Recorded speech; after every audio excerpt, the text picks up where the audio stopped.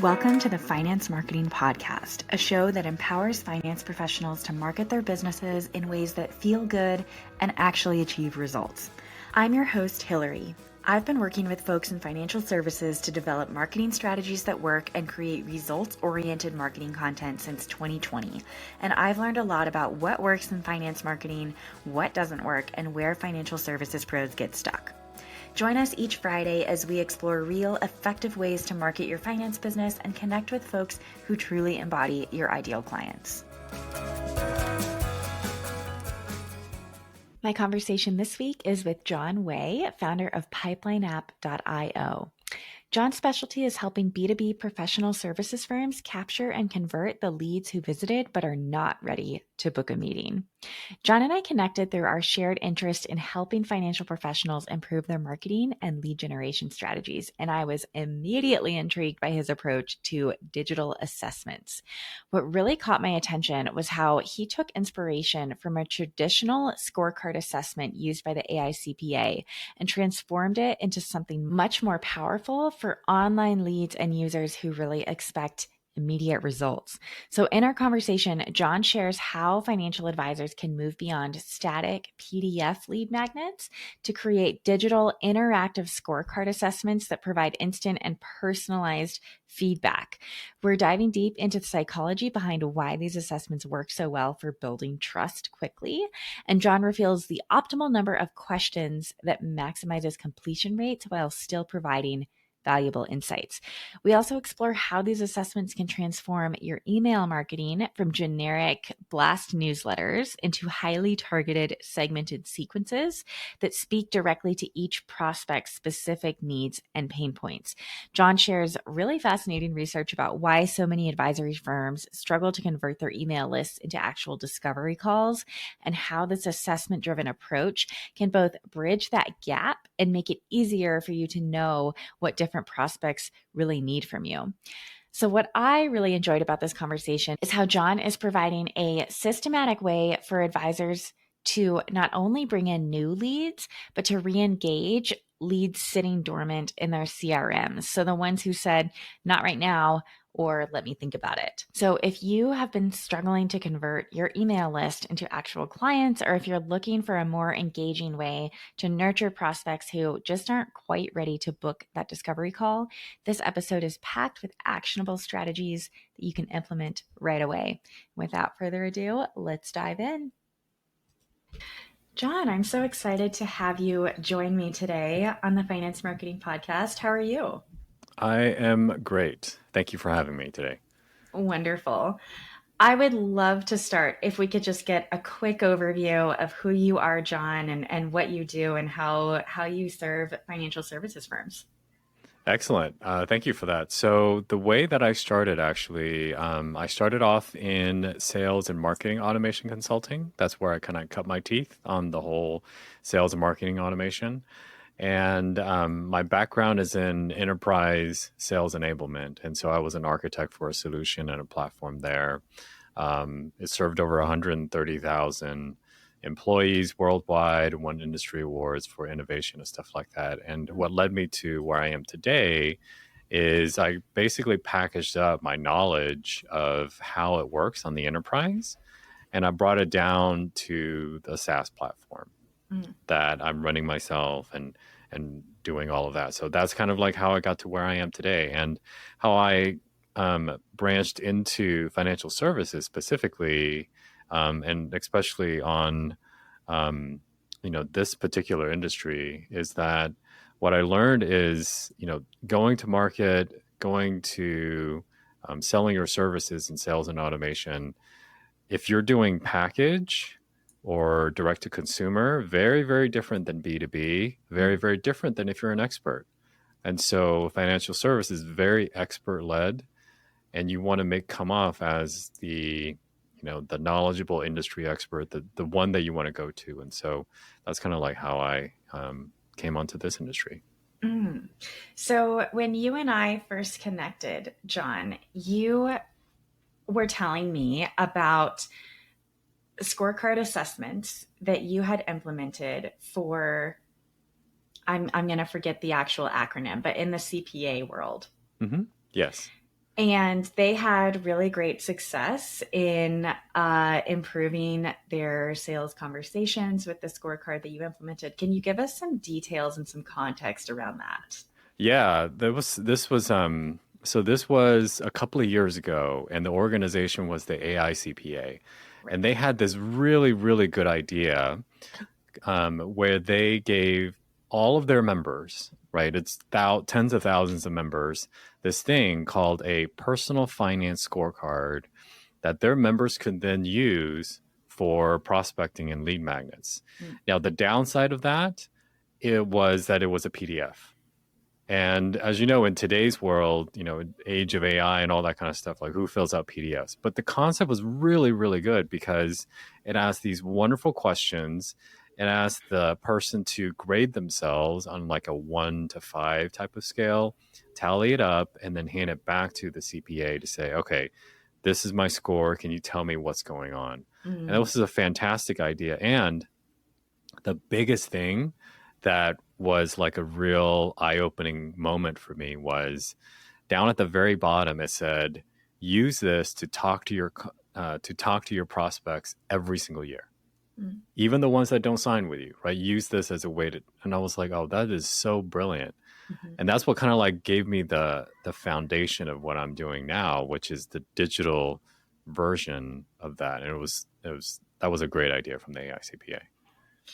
And I think that that is where we are in 2025, right? You mentioned people have access to these AI tools where they can be in conversation with a chatbot. And so a lot of the best resources that we as business owners can create for other people, they are interactive, right? They reveal insights to them right away. They don't have to reach back out and share their score with you and wait for your insights. We can speed that up so much today. Yes, exactly. And that's one of the things that we looked at that and I was like, oh, PDF, how can we make that better, right, for 2025?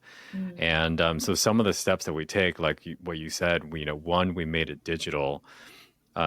That was actually really surprising because once our customers had a digital version of that, the really cool thing is you can see what the prospects are typing in, what numbers they're giving themselves. Like even if they don't, send it over and complete it, you get to see partial way of like what they've done. The second thing, and that you hit on is the instant feedback. Mm. That's what people are looking for. It's like, okay, I took the time because funny thing, the AICPA one, it was like 64 questions, Mm. right? So if somebody's going to sit down and answer 64 questions about themselves, they're going to want an answer, Mm. right? And they're going to want an answer like immediately and not like wait till Monday or wait till the holiday's over or they want an answer right away. And so by having a digital, you can have that instant personalized analysis. And the one thing that I thought, especially, because there are some quiz tools out there where you can kind of take a quiz and all that. But the key difference that I thought that would make a huge difference is like video, right? Mm. Because when you interact with someone, like your warmth comes through, your Mhm. personality comes through. Like you don't get that through text, and you have to have that. And I don't know about you, but financial services is like human to human, business, right? And Right. so, and then you need that interaction. And so, if you can get that immediate interaction, like that's huge. I mean, the the trust building journey just shortens so significantly when you can give someone a real immediate personalized result, right? It's not completely custom, but you have different results that someone could get.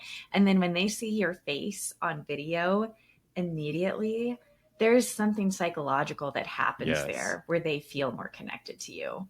Yes, definitely. And that's the one thing that, all those text quizzes or whatever it is. Because my thought is always like, if someone is going to take the time to answer these questions, wouldn't it be great if they essentially had like a mini discovery call? But Mhm.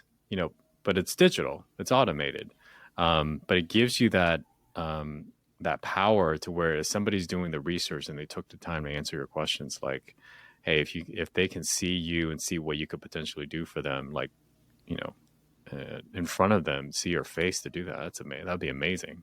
So Right, right.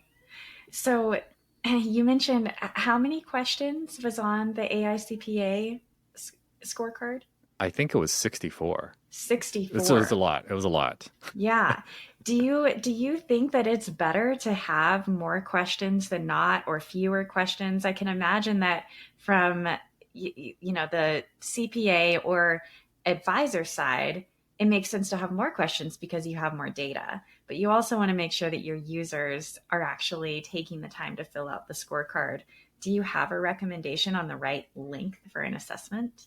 Yeah, definitely. So it depends on where you're using the assessment in terms of your lead gen. So Mhm. if you're using a assessment the way that the AICPA wanted you to use it as kind of like a lead magnet, 64 is a lot. So Mm. I've tested like hundreds of people going through, and I can tell you like the top range is 16 questions. Like Mm. after that, people's just patience are just too much. Mm. They're not going to go for it. Um, but you don't want to have less than 12 Mm. because people are going to look through that and they're going to be like, oh, this is, how am I going to get anything, really insightful with, 5 questions or something like that. So you Right. want something between like 12 to 16. That's what Mm. you're looking for. That's the Mm. sweet spot. Okay. But if you're doing something that's post discovery call, Hmm. then you could probably do something, much more significant, like 60, 64 questions or something like that. But yeah, 64 up top, that's too many. I think that's really smart. At that point, you haven't built the trust with them yet. They don't know what kind of insights they can expect yet. But then once they get a taste of that from 12 to 16 questions, maybe they've gotten on a call with you at this point, they see the value that you offer. They're going to be a lot more incentivized to fill out a longer questionnaire then, give you even Yes. more data Yes. and they'll get even deeper insights. Yes, exactly. And one of the things that kind of, really strengthened my thought process about this entire lead gen from an expert perspective is that most people are not going to, um, you know, for lack of a better word, they're not going to um, jump off a cliff or take a blind leap of faith. Like, this is the person that I really want to talk to. Because there's so many people that want to talk to you, and, Right. people don't know what they don't know. And so I think you almost have to think of the modern sales process as like a coaching process. Like, Mm. how do I get them, you know, a little bit of the way there, get a taste of what I offer? Like, that's why like 12, 16 questions. Like, oh, okay, I see. They're really good about, this is a person that I want to have a longer conversation with. Hmm. And then they move forward, and then they move forward, and so on. Um, this actually gets into like one of the other reasons why you want a digital assessment. And again, it comes back from that AICPA, what they recommended, which is like you can go back to them time and time again, Hmm. which is, there's going to be a portion of the people that fill out the assessment and they're still not ready to talk. And that's okay. So, what do you do with those people? Well, knowing the scores that they have and knowing the problems that they had, it gives you such a great way to do follow ups Hmm. because they've kind of diagnosed themselves. And so now you can be very strategic and targeted on how you want to follow up with somebody, as opposed to a lot of follow ups tend to be like, hey, Hillary, are you ready to talk yet? You Right. ready for a conversation? I mean, that doesn't work. So, Right. but if you're like, hey, Hillary, I saw that you scored, 46 in estate planning. I have some real strategies for you. I mean, think about how powerful that is. Like, I Right. think that will get you so much more, so yeah. Well, and something that I've seen you do, John, is you invite people to take the assessment again, maybe 3 months later. And that's what I always recommend to advisors is when they get somebody into their email list, they go through the welcome sequence. They're not ready to buy yet or to have a conversation. Send a follow up sequence 3 months later where you add additional value. You ask for the discovery call again. What Yes. I love about your method is that this is a built in way to follow up, to ask them, would you like to take the assessment again and see if your score has improved? And Yes. that's just, again, another really, excuse the repetition, but it's a really engaging way to re engage them. Yeah. Yeah, definitely. That's why I was like thinking, I think in the modern time, you have to think of like selling as coaching as Mm, opposed to like a transactional, like, hey, can I get you to download this or can I get you on a call? You almost have to think of that entire experience as a coaching process mm. because going back to, what you said at the beginning, that's how people are going to interact with AI, right? They're Right. going to they're going to talk to them a little bit, they're going to put it down, they're going to sleep on it, and they're going to come back and ask some more questions. And Hmm. then I'd come back and ask more questions. Like that's almost the kind of journey that people are going to have to get on. I could not agree with you more. And I really love the way that you've put that the sales process is more of coaching now. And I think that that's something that a lot of financial advisors and CPAs and other financial services professionals, they're already naturally really good at, right? Hmm. And so this just gives them a way to do it in a fashion that's automated and that Yes. doesn't take hours and hours and hours and hours of their time every single week as they're kind of bringing new prospects in and nurturing them. Yes, exactly. And I think, kind of like to what we said, it also greatly reduces the pressure, I feel like, Hmm. where people feel like I have to make the sale now. Because Hmm. if I don't, then it's so hard to like trying to re-engage people. Hmm. But if you have this built-in mechanism to engage people, then you don't have to be, oh, it's like, okay, well, you're not ready yet. That's okay. We can re-engage in 3 months or six Hmm. months. That's okay. Like the system is gonna keep you warm and engaged, and we're gonna have very good content for you to follow. And so I Right. don't feel the pressure to like to be a used salesperson when I get on the 30 minutes with you because I have, just spilling my guts or something like that. So, you know, Right. You already know what they need and you know how you're going to connect with them in a very natural way. yeah, exactly. Exactly. And I think that that also helps you a lot in, when you're having that discovery call because instead of, first 10, 15 minutes, you're just going through, hey, do you have a budget? Have you thought about this? I mean, I think most people are tired of those questions and you don't want to ask them either. So you can just go straight into the analysis. You're like, hey, let's talk about your scorecard. You scored really low in this. How are you feeling about that? You know, Right. Right. It just so it's so much deeper, so much faster. And I think John too, as I'm thinking through this and thoughts are coming into my brain, I think that the customer journey, the sales journey has gotten so long. Buyers need so much time to build trust these days, especially with these high trust relationships. yes. And this just seems like a really effective, natural way to not only shorten the journey, but also improve it for both the people going through the journey and the advisor or CPA or professional on the other side of it as well. I mean, I'm having a hard time seeing any downsides to Yeah. this. Yeah, definitely. And I think, I mean, the whole reason I think that, we came to this particular point is this complete almost flip flop Mhm. of the buyer's journey. Because, traditionally, everything is always, can I get you in for a free consultation or Right. or do a free um, retirement planning or financial plan? I mean, everything is around that.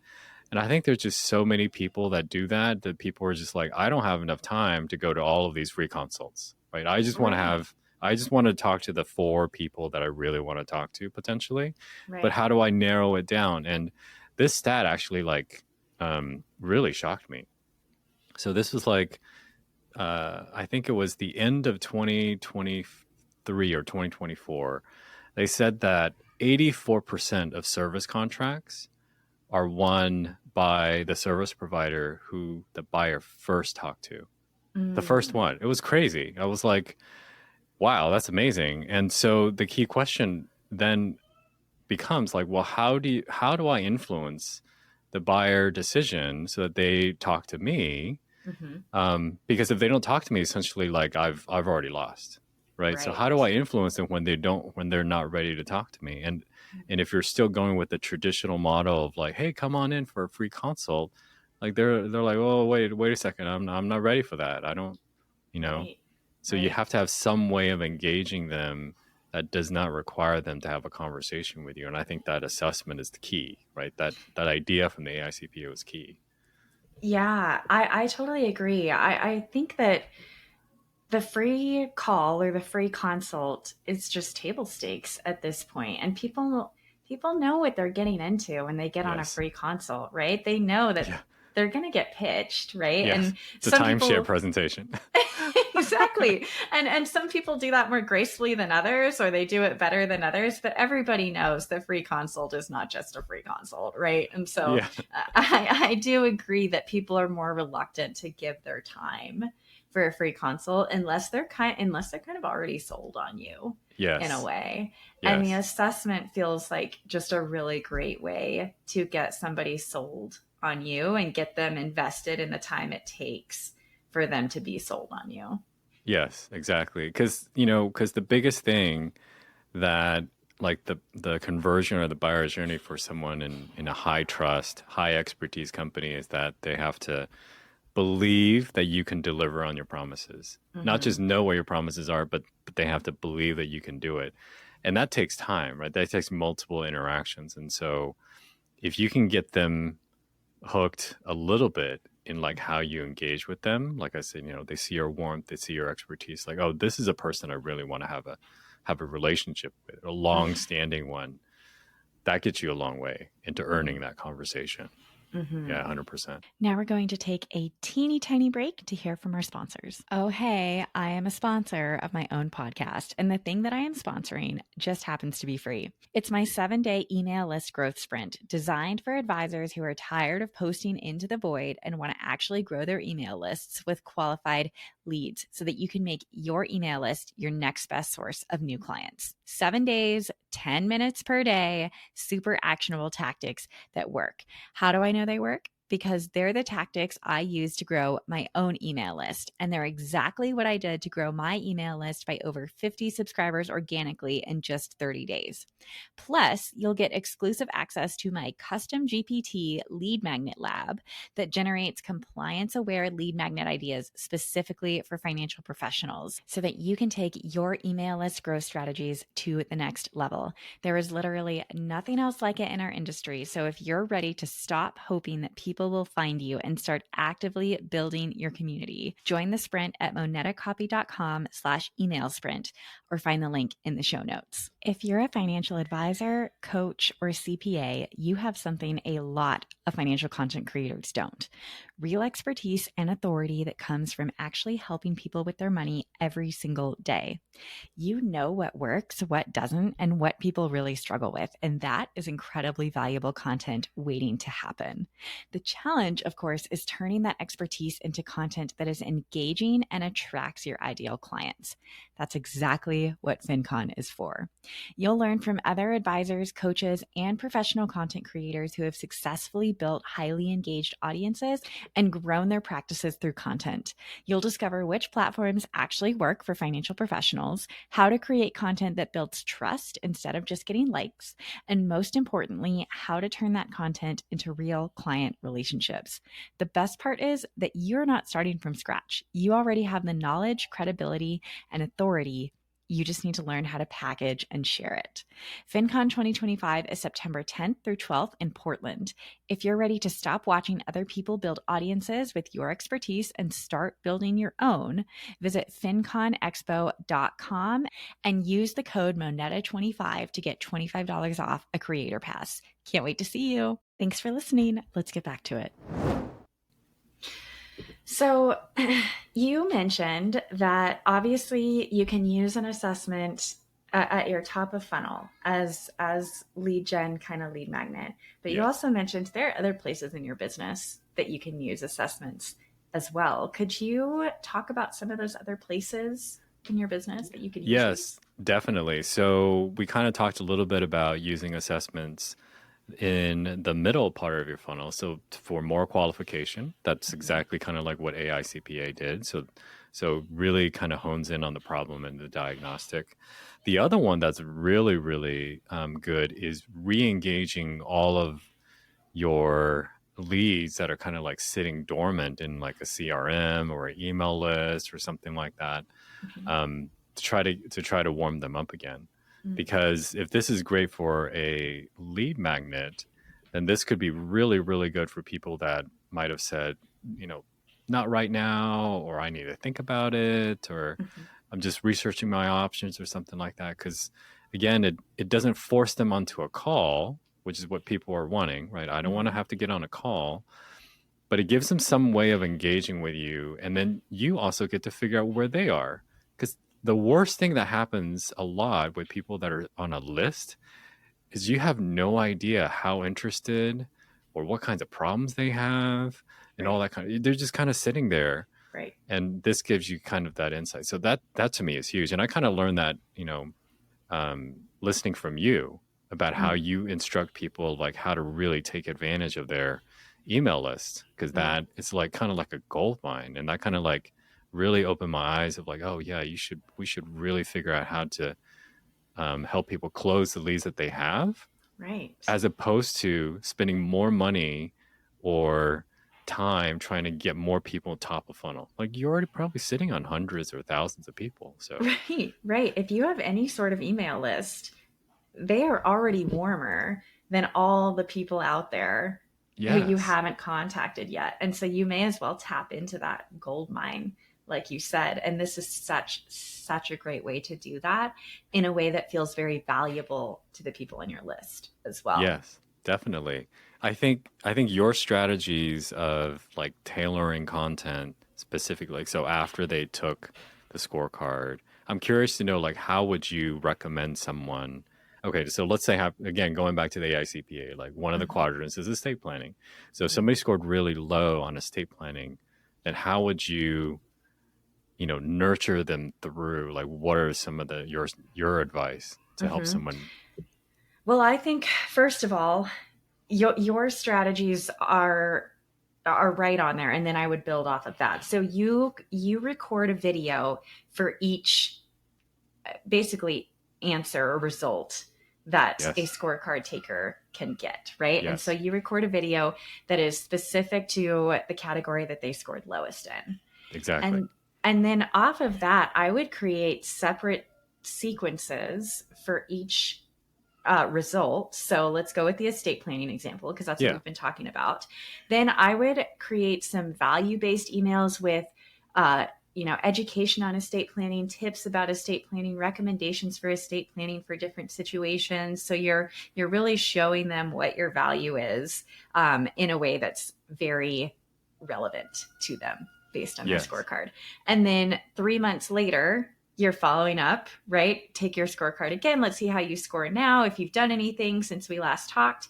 And then your sequences there are also tailored to their new result as well. Yes. So you can kind of just build out this web of highly segmented content for your email list that feels very, very relevant and personalized and tailored to them.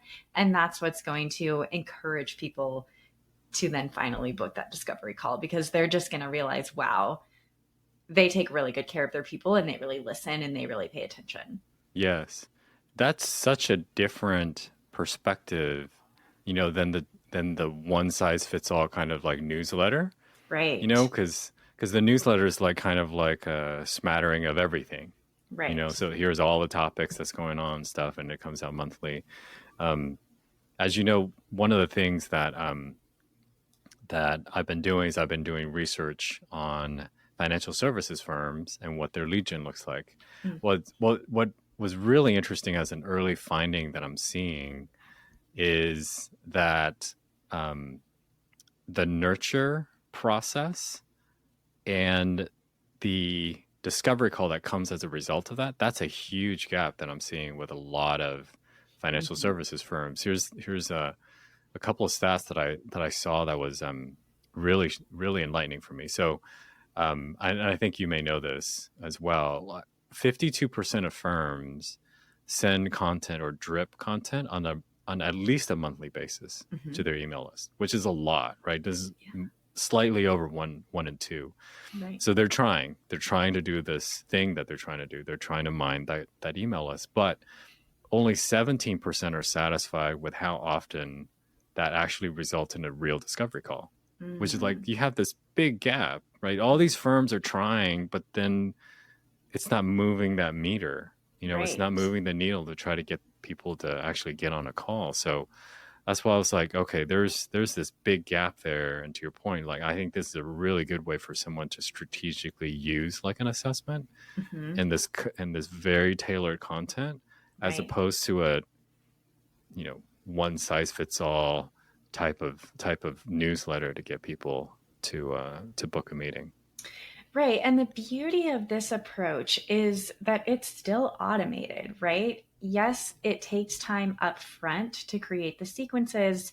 And with anything, there will be updating along the way as you get feedback and you test and things like that. But it's not like, okay, you've segmented your list and you have to write 4 different newsletters every month Right. to Exactly. send out to each segment of your list.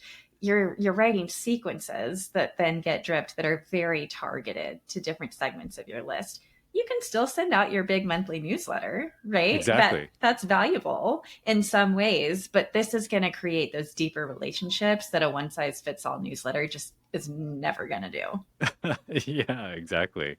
And I mean, that I think is the key, especially in now today's time, because people don't have the time to manage 4 newsletters, Right.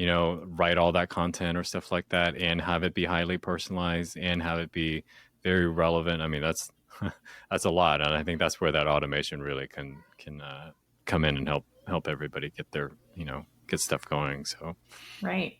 yeah. Well, John, you and I actually have a live webinar coming up around this very Yes. topic. Would you like to share any more around that for anyone who might want to dive a little bit deeper? Yeah, so one of the big things that we kind of been talking about is how to actually take advantage and mine that gold mine of a lead list that you might have. So there are some people in the audience who are listening. You may think like, oh, I don't have a newsletter. Mhm. That's perfectly okay, because if you have a list of people who said, I'm not ready yet, or let me think about it, that works too. Right. Yeah. So it's all about like how do you get those people to get a discovery call. So we're Hillary and I are going to be on a webinar on Tuesday, August the 5th, and it's only 30 minutes. So really short, and you're going to get a lot of value out of that, because we're going to show you exactly how best in class firms can get not just one bite at the apple, but multiple bites, 2, 3, 4 bites, Hmm. using a strategy like this, assessment led, with personalized targeted messaging that gets people warmed up so that they engage. So Yeah. hope you Yeah. all will attend.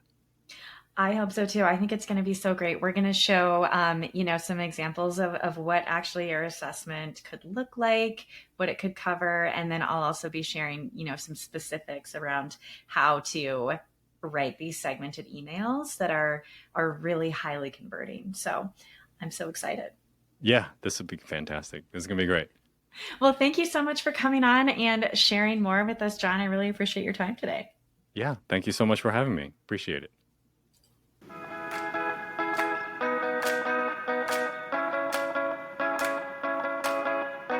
Thank you so much for joining us on this episode of the Finance Marketing Podcast. If you're eager to market your business in a way that feels good and actually gets results, sign up for the Finance Marketing Podcast newsletter in the show notes so you never miss another episode. If you liked what you heard today, please be sure to subscribe to the show on your favorite listening app and leave a review on Apple Podcasts. We'll see you back here next Friday.